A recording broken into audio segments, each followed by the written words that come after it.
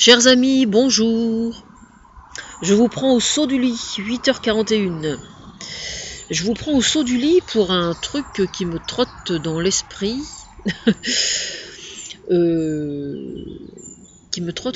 C'est au sujet du foot, figurez-vous. J'ai entendu des bruits, j'ai lu des articles.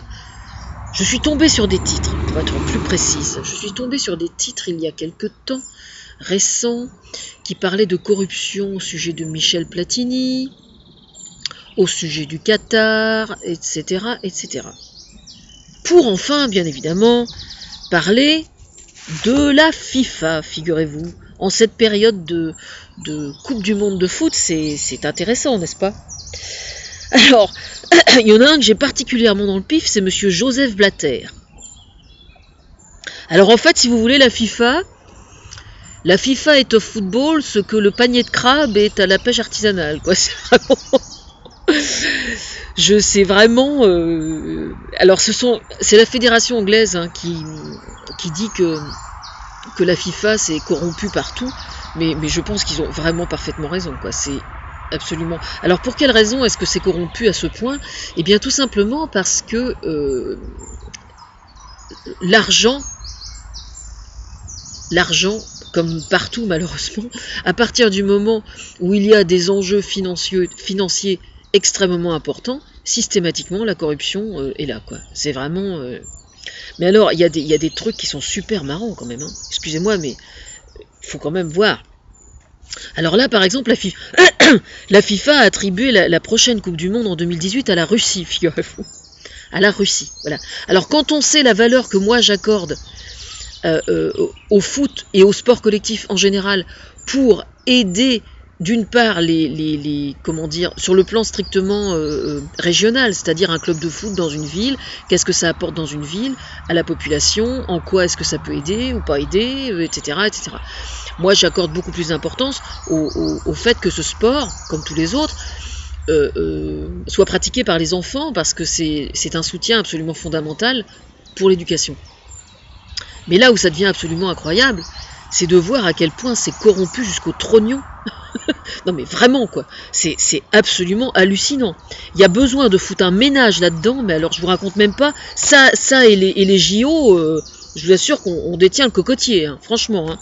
C'est pire que les JO encore, je crois. Parce que les JO, on a commencé à bien faire du nettoyage déjà. Hein. Mais alors la FIFA, ce qui se passe en fait, c'est que au niveau des Jeux Olympiques, étant donné que ça concerne une multitude de jeux extrêmement divers, il y a donc énormément de points très particuliers. Je pense par exemple au fait que certains sports aient été interdits aux femmes et puis maintenant ils sont autorisés, enfin ce genre de détails entre guillemets, mais mine de rien ça permet par petites touches entre guillemets d'améliorer les choses. Maintenant, ça ne signifie pas que les Jeux Olympiques soient malheureusement aussi nets et aussi clairs qu'ils devraient l'être, mais c'est en bonne voie, je dirais. Alors que la FIFA, malheureusement, ça n'est qu'une histoire de talents qui sont achetés, hein, parce qu'on vend quand même des joueurs, je vous signale, d'un club à l'autre, exactement comme on vendra une nana ou comme on vend... Enfin, qu'est-ce que ça veut dire? Qu'est-ce que c'est qu'un joueur de foot? Est-ce qu'il n'existe que par son talent de footballeur? Qu'est-ce que c'est que ces histoires de vendre des joueurs d'un club à un autre? Je veux dire, c'est pas une palette de vin millésimée quand même, non? Enfin, je trouve ça hallucinant, moi, hallucinant. Oui, évidemment, ça s'appelle foutre un grand coup de pied dans la fourmilière. Ah ben ça, c'est sûr, hein. Enfin bref, je vais mettre donc quelques liens sous la vidéo, et vous allez tous aller lire la totalité des liens. Et là, vous vous rendrez compte qu'il n'y en a pas un qui est blanc sous le ventre. Alors, pour le coup, quand je vois le FN, par exemple, qui ne peut pas blairer les journalistes, eh bien là, c'est un très bon travail de journaliste. Hein, parce que, déjà, moi, monsieur Joseph Blatter, avec son petit air narquois, là, vachement branché humour, là, visiblement, hein, monsieur Joseph Blatter, je vais déjà lui poser la question, est-ce qu'il serait postulant à la tête de la FIFA s'il gagnait le SMIG, ou s'il était bénévole? Déjà, moi, je lui pose la question. Voilà, bon. Michel Platini, pareil. Hein, voilà. La Russie qui va organiser la prochaine Coupe du Monde en 2018. Alors ça déjà ça me fait beaucoup rigoler. Parce que actuellement, ce qui est en train de se passer en Ukraine, je vous signale qu'on sait tous pertinemment, preuve à l'appui, hein, qu'aujourd'hui, tout ce qui se passe en Ukraine, dans l'est de l'Ukraine, Hein. C'est Vladimir Poutine qui fournit tout le matériel militaire pour que les pro-russes foutent la merde en Ukraine. D'accord? Alors, qu'on n'aille pas récupérer la prochaine Coupe du Monde en 2018 pour se donner des histoires d'auréoles. Hein. Les Jeux Olympiques à Moscou, on sait tous que c'était de la merde. Hein. D'accord? Parce que c'est ça aujourd'hui la FIFA. Hein. C'est la politique internationale, il faut quand même bien le voir. Il faut quand même pas se leurrer. Hein. Alors, ça, c'est sûr qu'il y a un sacré ménage à faire. Hein. En fait, c'est vraiment la fédération internationale du foutage de gueule. Mais alors vraiment, hein, dans les grandes largeurs. Hein. Alors vous me direz, la France, qu'est-ce qu'elle a de plus que les autres pays? Eh bien la France, justement, il se trouve que, étant donné que moi je suis la conseillère de François Hollande, il y a quand même un certain nombre de choses qui ont été faites. De quel ordre? Eh bien, par exemple, nous avons, figurez-vous, sur le plan régional, au Havre, par exemple, nous avons une école de foot au Havre. Et alors, jusqu'à il y a quelques années, évidemment, ils avaient un gros problème, c'est que eux formaient énormément de petits jeunes. Et puis le problème, évidemment, étant donné que les clubs d'une ville à une autre sont plus ou moins riches, selon les résultats, eh bien, ils se retrouvaient à former des petits jeunes qui ne restaient pas au Havre parce qu'on leur offrait plus cher ailleurs, évidemment. Parce que c'est ça, un joueur de foot, on l'achète, on le vend, je vous dis comme une caisse de vin millésimé, quoi, voilà. Bon, alors moi, évidemment, j'ai foutu ma zone là-bas depuis plusieurs années déjà, et donc quand ça a été, j'avais vu un reportage, il doit y avoir, il y a bien 3 ans maintenant, j'avais vu un reportage là-bas, et justement, il était bien mis l'accent sur le fait que les joueurs de foot étaient considérés, comment dire, on prêtait beaucoup plus d'attention à ce qu'ils étaient dans leur ensemble, c'est-à-dire réussite scolaire globale, ouverture d'esprit, etc., etc., valeur morale vraiment au sein du foot. Hein. Alors justement, j'ai vu un article très important sur France Info il y a 2 jours, je crois. Je l'ai posé sur mon blog et je dois y travailler, où il y a une analyse très intéressante qui est faite sur le foot en général. Et donc je vais faire la critique de cet article parce qu'il y a plein de choses intéressantes, des choses que j'approuve complètement et puis des choses où je ne suis pas d'accord, ou qui amènent un développement, ou etc. Donc je vais travailler cet article-là, dont je vais mettre le lien sous ma vidéo.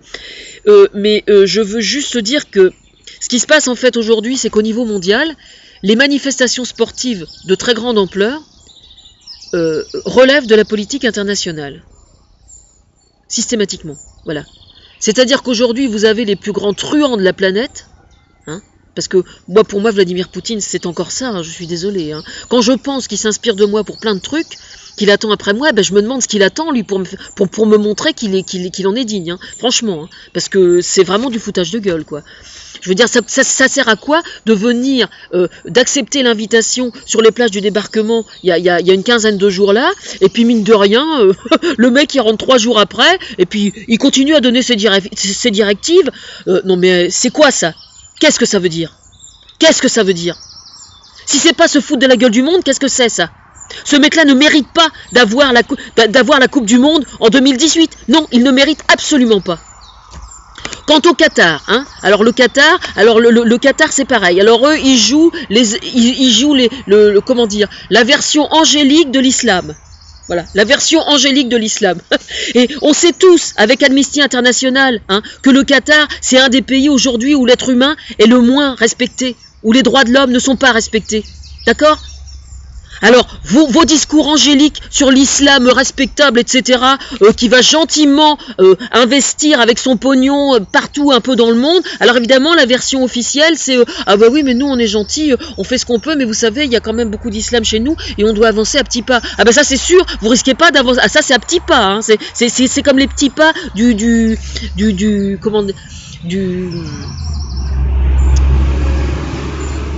en Angleterre, de la famille royale là, qui commence à marcher, là, des petits pas. Ah ça, le Qatar, il fait des petits pas. Hein. En matière des droits de l'homme, ils font vraiment des petits pas. Hein.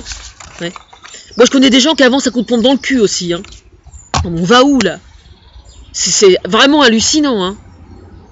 Bon, sinon, moi, je crois beaucoup à l'équipe de France. Je pense qu'ils vont faire quelque chose de très très bien. Je vais mettre la pétition aussi pendant qu'on y est là, parce que visiblement, il y a un gros problème, que ce soit en France ou à l'étranger, il y a vraiment un gros problème au sujet d'un mot, hein, un simple mot. qui s'appelle la corruption et de la lutte anti-corruption. Voilà. Et ça, il va vraiment falloir que tout le monde y mette vraiment du sien, parce que ça commence vraiment à m'énerver, mais alors à un point que vous ne soupçonnez pas. Vraiment. Hein. La France, mine de rien, est largement en tête par rapport à bien des pays d'Europe. Par rapport aux autres pays du monde, sans souci. Hein. Mais déjà au niveau de l'Europe, je pense qu'on a beaucoup de leçons à donner aux autres. Hein. Parce que ici en France, la justice est indépendante de l'État. D'accord? Indépendante du pouvoir. Alors, que les autres pays d'Europe viennent nous donner des leçons sur le... Je demande pas mieux, je demande qu'à voir, moi. Voilà. En attendant, Edward Snowden, moi j'ai demandé depuis plusieurs années, enfin dès que cette histoire a éclaté, j'ai demandé à ce qu'il ait l'asile politique et qu'il vienne vivre en France. Et il y a une pétition qui circule sur le sujet, et donc je vais mettre la pétition sous la vidéo.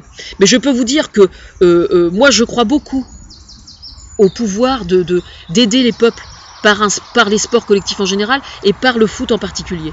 Mais je pense que l'enquête qui est faite au sujet de la FIFA, il est souhaitable qu'elle soit faite enfin, c'est pas qu'il est souhaitable, c'est que c'est absolument indispensable qu'elle soit faite par une instance internationale en dehors de la FIFA, bien évidemment. Parce que M. Joseph Blatter, tout sourire narquois qu'il a, ne m'inspire absolument aucune confiance. Voilà, aucune confiance.